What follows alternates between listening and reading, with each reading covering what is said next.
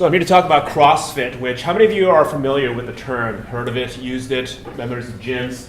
So my experience with CrossFit actually came in pretty much right after I realized how much I've slid from my athletic past. So a little bit of a background, that the public definition has been called, various different trainers, a fitness company, grassroots health movement, a nascent sport, fad, a publishing business, sometimes disparagingly a cult, and classes and affiliated gyms typically include a warm-up, skill development segment, and a high-intensity workout that lasts around 10-20 minutes. And that last part was what was interesting to me, and I imagine many of you as well, considering that we all have, I imagine, very busy careers, and we don't have large blocks of time to dedicate to personal fitness. I was on the rowing team when I was in university, and so my performance was constantly being measured because only the fastest 8 men were allowed to compete. The rest of them gets to watch to be placed on the 8 boat. And at my peak fitness, the men's, and I was in the lightweight division, which meant that the average weight had to be 70 kilograms and 154 pounds, and no rower can be over 72.5 kilograms, 160 pounds. I'm 6'0", and so that meant that I dieted myself and worked myself down to, at the age of 21, 153 pounds for my competition weight. My body fat was around 6%, and my 2K split record, personal record, was 6 minutes and 47 seconds. And that was great. I was in the best shape of my life, and I was, rocking and rolling, and I let myself slid at the age of 35. I tried to do a 2K. I couldn't finish a 2K. It was very embarrassing. I was like, wow, I really let myself slid. In fact, if you look at it, the delta between my former rowing peak body weight and my pre-CrossFit body weight, the delta was, it's large. It's 50 some odd pounds, 25% of your body weight. And that was something that I realized I needed to knock out because, being tall, you can kind of deceptively stretch your fatness out, and it doesn't really feel, but that for cosmetic reasons, you can kind of get away with it, but for health reasons, it's still there, clogging up your arteries and slowing down your performance. This is something I was talking about when I was in rowing, that the fastest 8 people were allowed on the boat, and typically I was the 4th fastest on the team. Caleb Fisher, one right ahead of me, was typically in a head-to-head match, he would beat me 75% of the time. And this was psychologically, it was interesting because it meant that I couldn't touch number 1, I couldn't touch number 2, but when he has an off day and I push myself, I can just barely beat him, and that became sort of my source of motivation on a day-to-day basis, whether it was lifting at the gym, whether it was running, that I was always just a few steps behind, that he was objectively a slightly stronger athlete, and I was able to, with tremendous effort on one of his off days, tackle him and just barely surpass him, and that was my source of motivation, which obviously disappeared once I graduated, which led to my slow decline. Now, like most people, I got a gym membership, and what do we do when we join a gym? We ended up going there for an hour, and ooh, that person looks cute, I'm gonna talk to them. And you end up wasting a lot of time, and the intensity that we had previously in a competitive athletic environment wiped out. There was no objective external metric. With the rowing, it was very obvious. Your 2K split times ranked fastest, slowest, fastest 8 gets to row. Everyone else gets to watch. And so everything became focused on optimizing that end result. And the gym business model, frankly, is they don't want you to show up. If everyone who actually bought a membership actually showed up, they would be overcrowded. And so the goal is to sell your membership, I'm just a radical honesty here. Please. About 8 months ago, you gave the same presentation. Yes. No one cared. Is it more quantified self now? Yes, it is. Okay. Thank you. So thank you. That was the feedback I was giving before. So Cindy, 5 pull-ups, 10 push-ups, 15 squats for 20 minutes for rep count. You have to do as many of those in 20 minutes as possible.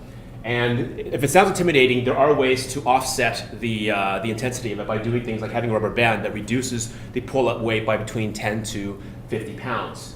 And once you get to that point where you can actually do them on a consistent basis, this was my performance. And you can tell actually from February 09, this was actually a segment of time when 1% of my life that I was counting on for wise advice and counsel, my therapist died of a brain aneurysm very suddenly, and that really so my weight drifted upwards. I really didn't have any activity here. This is my Cindy scores times 10 here. So it went from a very unimpressive 5 to 6 all the way up to around, this is the part that I didn't showcase before, I realized was more QS focused, is I hit my personal record of 16, dropped back to nothing, and when I got back into it was discouraged at how low my number was, dropped back off of it, rejoined a gym after I moved to Oakland, and so crept back up, got busy, also new relationship, And so the whole idea here is that you want to have that sort of friendly, constructive competition, emphasis on personal record. Every single gym is going to have people that are going to be stronger, faster, and more able than you. The goal really isn't to beat them. The goal really is to top your own best record, and the culture is very much focused around that objective. Now, currently, this is where I am. I'm still trying to yank that down to about 190, 185 body fat composition, 2K splits, and my Cindy score currently, I'm trying to get back to 16, hopefully surpass that in the next month or two. And so that's the very short version of I figured that the Q&A section would be more useful and answer some of the questions that Gary brought up, as well as the QS aspect. So did that answer your question as well? Have you been tracking those numbers since you started CrossFit? Some of them were just continuations of it. I have a scale that actually that uploads information. So when I step on it, the ones that didn't, I just simply continued it on. And the Cindy scores, the months that I didn't have it, it didn't have it. Those are all from my logbook, which also each gym does compile. Go ahead. Questions? No questions. Go. But, other than kind of having these statistics about weight, body fat, are there other things you've either quantified or just observed about if you, if your scores get better, are you seeing anything else improve for yourself? My waistline definitely changes. There are old suits I got back when I was closer to 170 that I could not wear, and now I can wear more like 180. But yeah, I mean, there's old suits that are actually wearable now, and there are things like energy levels. Obviously, a little harder to quantify, but it became sort of a self-reinforcing thing where when one was depressed and I had wrestled with this depression, it was my energy levels was reduced, my sleep increased, and everything else became sort of self-reinforcing in that direction. Other way as well. Go. You mentioned that one of the motivating factors in college was chasing this teammate of yours. Yes. And CrossFit has this other idea of chasing your own scores. Right. Have you been able to experiment with the different motivations and how they help you or hurt you? The personal record has been helpful, and also the nice thing is that in a large gym, you'll have people that are just a couple of levels ahead of you as well, so you can have both. And once you go to a regular gym, you will have so-and-so that you're going to see. You're always going to come in right behind from. In my case, a lot of what I'm doing right now, because I travel so much, is I'm doing it alone inside of a hotel room, which is why I chose Cindy, because all you really need is a pull-up bar and a flat floor to do push-ups on. Everything else doesn't require any special equipment, so I use that as a way to benchmark myself, but everyone else is different. So have you contrasted how that works? I have not, though, but that's an interesting question, though. I would like to experiment with that. Go. So if there's something that you've learned specifically in terms of quantified self from doing this, that sort of the essence of your message, to us as self-quantifiers, what would it be? Is to, if you want to get in better shape, start measuring your output. Whether it's your capacity to push-ups, pull-ups, or whatever, create a external and objective measure by which you try to hit every single time and surpass, and then you will start leveling up in that dimension, and that becomes self-reinforcing, and because the rewards of seeing your early improvement will encourage you to do more. And I think the conventional gym stuff, you don't really, I'm gonna do some squats, I'm gonna do a couple of things, and then I'm gonna wander home and not really feel like I've done very much. Go. You said that there was one aspect of competing with other people. Yes. Are those scores publicly displayed in these CrossFit gyms so that people can actually say, that's what I'm going to beat? Or Yes. is it just knowing these people and seeing Everyone's final scores is recorded at the end, so you can see who's ahead of you and who's behind you, and you can also see who finishes first too. A lot of these things, you have a chalkboard, and so if every single of these exercises, from Angie down to Cindy, all these different names, you'll have like the gym's record is going to be like John Miller, some obscene number that you'll never hit. Is your performance better when you can see those than when you're in a hotel and you can't? Yes. Gary. Okay, so Kai, I'm going to really try to. I feel like you've got a message for us Yes. that somehow we're not hearing. Okay. Because this is almost the exact same talk as you gave before, and Yes. I'm telling myself, if we'd gotten your message that time and you Right. felt like you'd really been heard, Right. you wouldn't give the talk again. Mm-hmm. And I want to make sure, because you've been coming for a long time and Yep. you're a participating member of the QS community. Yep. I want to really press on this issue and find out what is driving you to give this talk?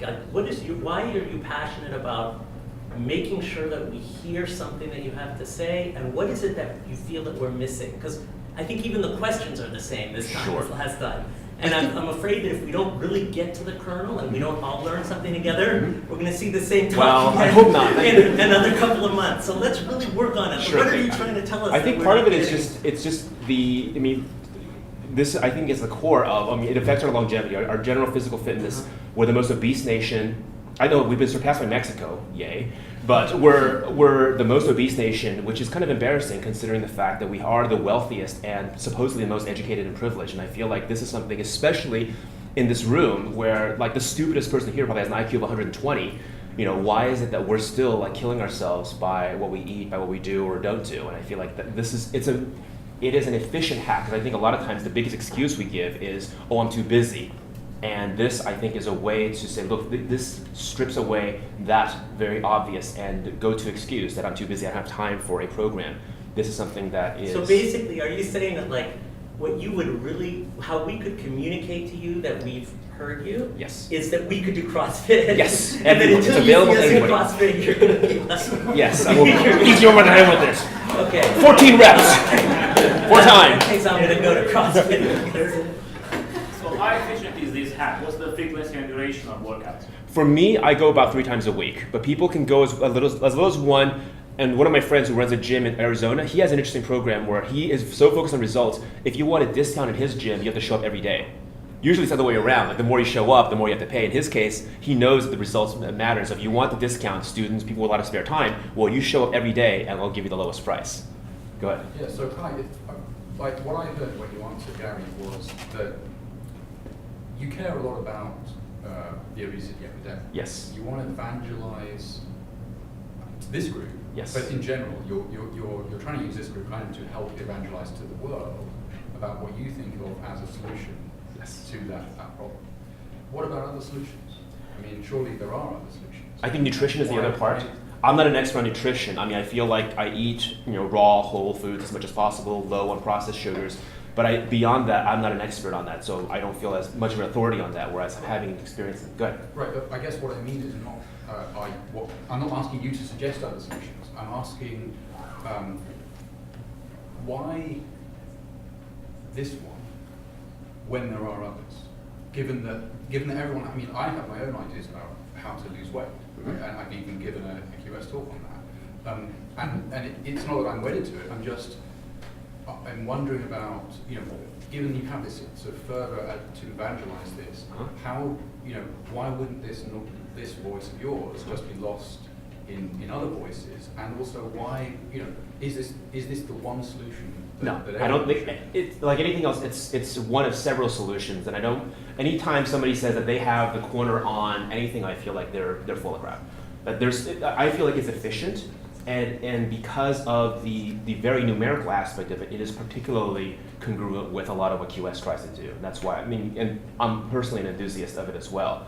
And that confluence is why I feel particularly enthusiastic about sharing that message here in this particular format. But no, there's plenty of other ways to arrive at the destination, which is robust health go and. What's the numerical aspect of it? Every single exercise is constantly measured, whether it's for time or whether it's for reps. Cindy, for instance, is 5 pull-ups, 10 push-ups, 15 squats, as many of those in 20 minutes. That's a hard number. How do you measure it? Is it tracked? You count it. You write it down? And it's on a chalkboard typically in most gyms. You go there and everyone will report, So it's self-reporting? It's self-reporting, yes. In a common area? Correct. Okay. Yes. So let's continue this during the conversation session. Yes, indeed. So, Thank you. Hi, thank you. Appreciate it.